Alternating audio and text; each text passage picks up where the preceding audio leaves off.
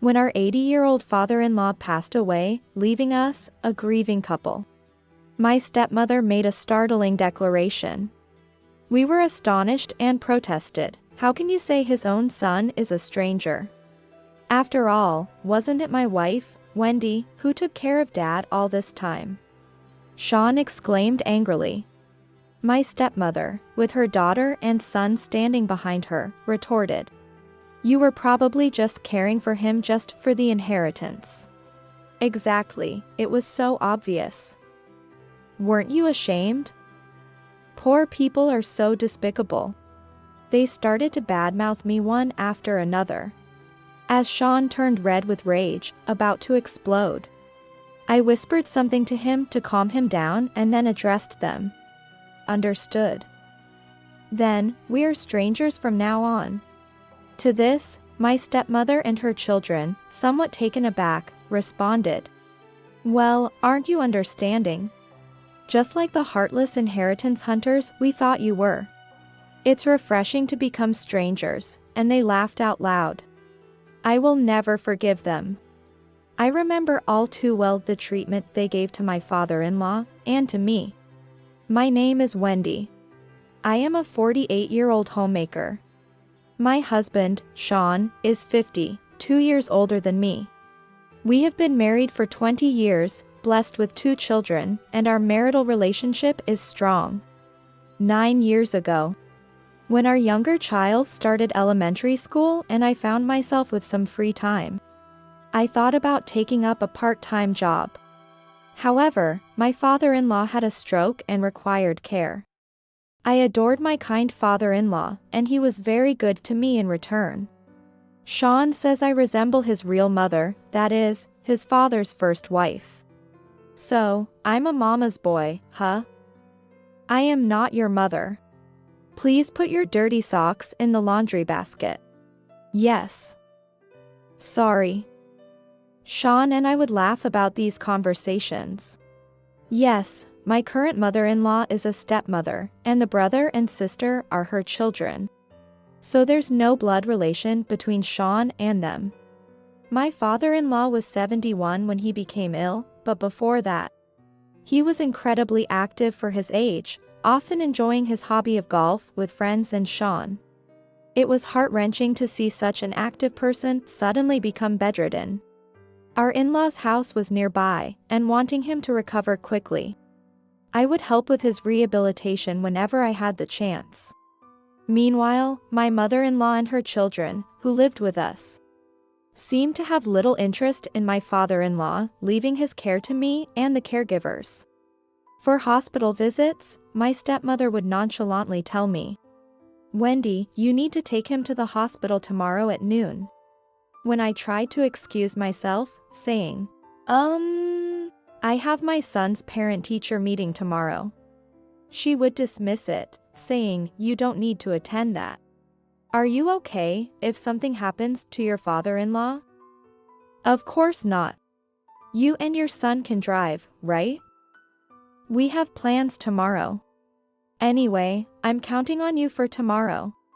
Reluctantly, I took my father-in-law to the hospital early in the morning, and returned by mid-afternoon in time for the parent-teacher meeting, only to find my stepmother and her children enjoying a lavish delivered lunch. Upon our arrival, they nonchalantly commented, "Oh, you're back early.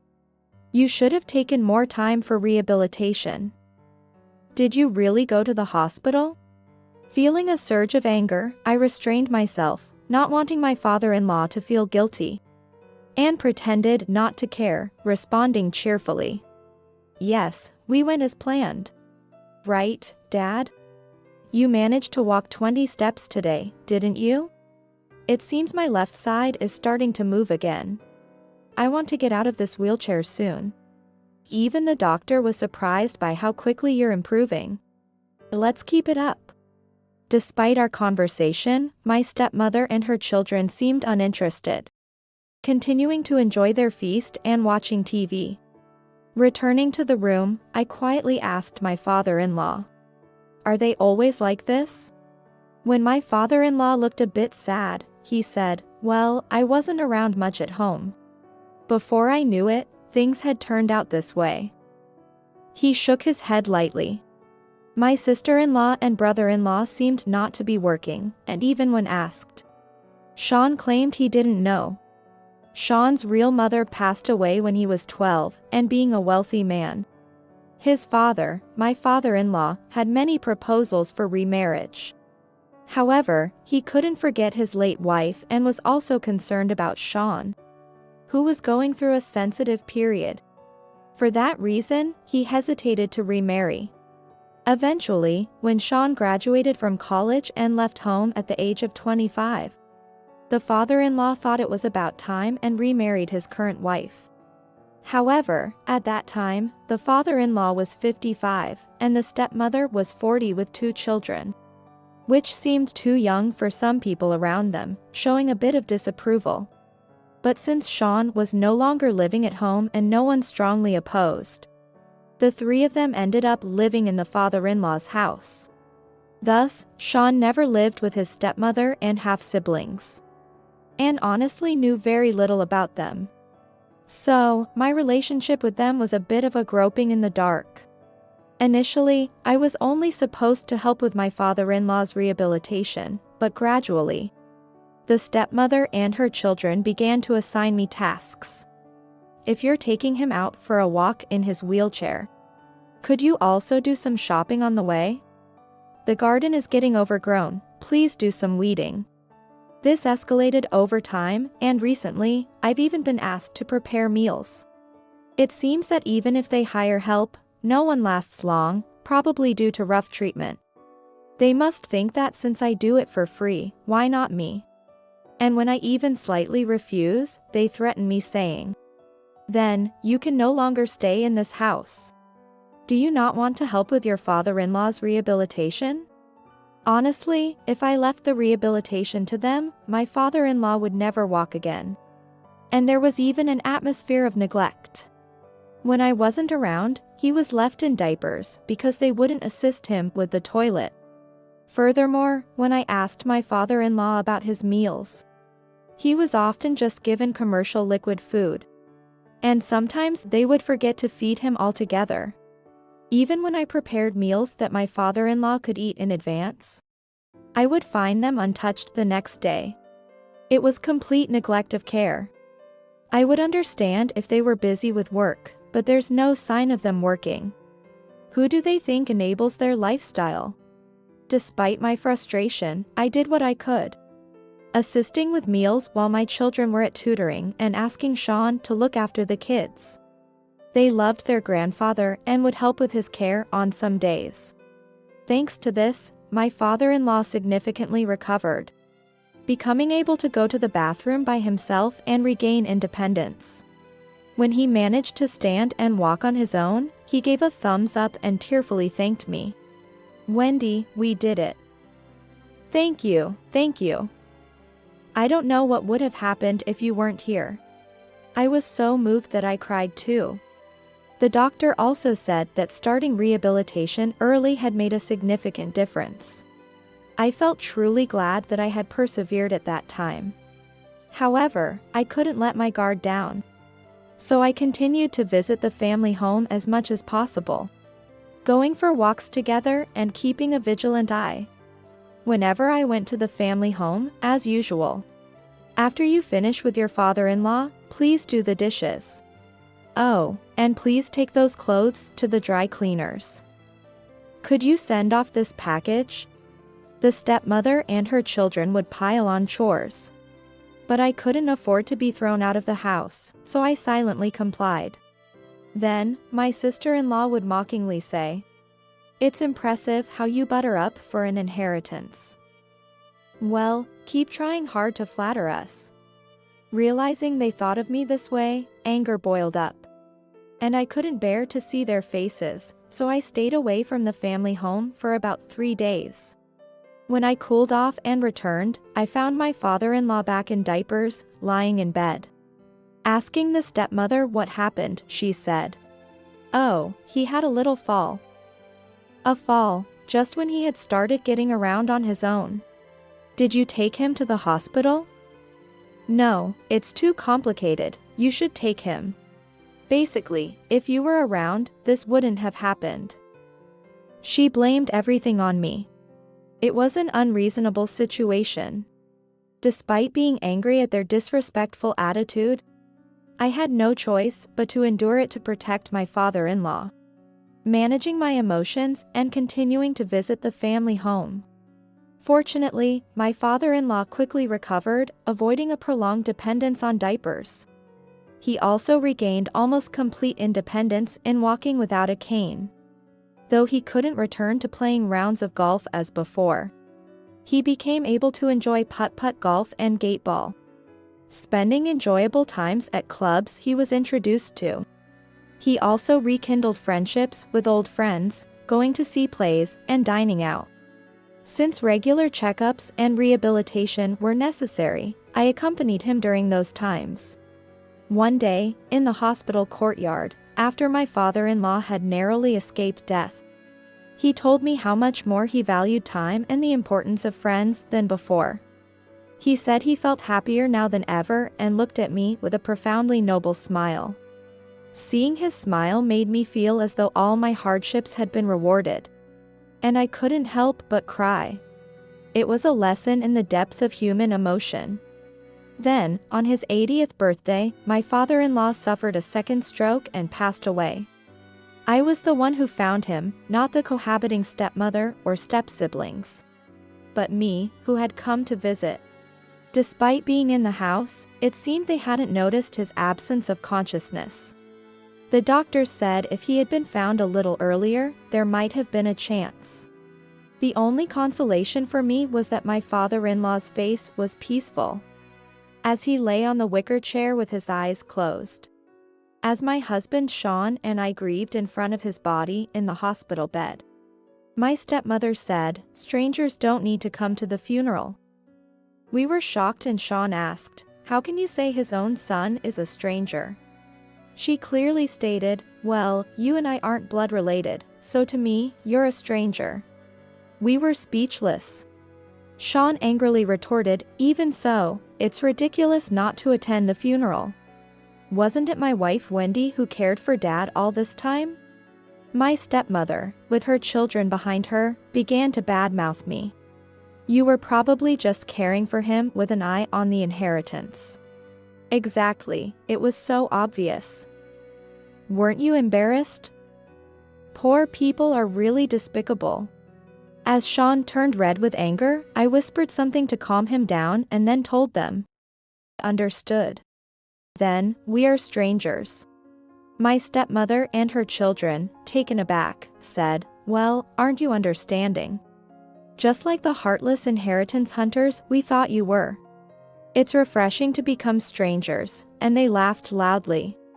Sean and I spent a long time paying our respects to my father-in-law's cleansed body, escorted it to the morgue, and said our final goodbyes. My stepmother and her children didn't even look at my father-in-law's body, but were chatting on a hospital bench. I heard the brother saying, "If there's 3 million, Mom gets 1.5 million, and we get 750,000, even from a distance." As we silently walked past to leave, they shouted, "Don't ever show your face here again. You're strangers now." Sean and I left the hospital without looking back, unaware they were cheerfully discussing how to spend the inheritance. The funeral for my father-in-law proceeded without us, hoping he made it to heaven. The next day, I received a call from my stepmother, which I ignored, knowing what she would likely want. The following day, I saw 33 missed calls. The voicemails ranged from cajoling, "Wendy, please, we need to talk," to threatening, "Enough is enough. You bitch. Don't think you're something special. Answer the phone." I saved these messages and reported them to the lawyer I had consulted. The day before yesterday, my father-in-law's will had been revealed by the lawyer. The will states that all the property is to be left to Sean. The will meant all the inheritance was to go to Sean and me. My father-in-law had discussed this with me during his lifetime. I tried to refuse, citing, I wasn't in it for the money. And it would leave your current wife and her children with nothing. But he shook his head. When I married my current wife, I wanted to help her, a woman with young children. But now, I think they've just taken advantage of my kindness, only to deplete my fortune. The children are 40 now, perhaps it's too late for change. But they've lived in luxury long enough, it's time they stood on their own. Above all, I don't want to leave them my fortune. I want it used by Sean, you, and your children. That's my wish. He calmly convinced me with his earnest feelings. I had told him I would discuss it with Sean, but he had just been appointed to an executive position and was very busy.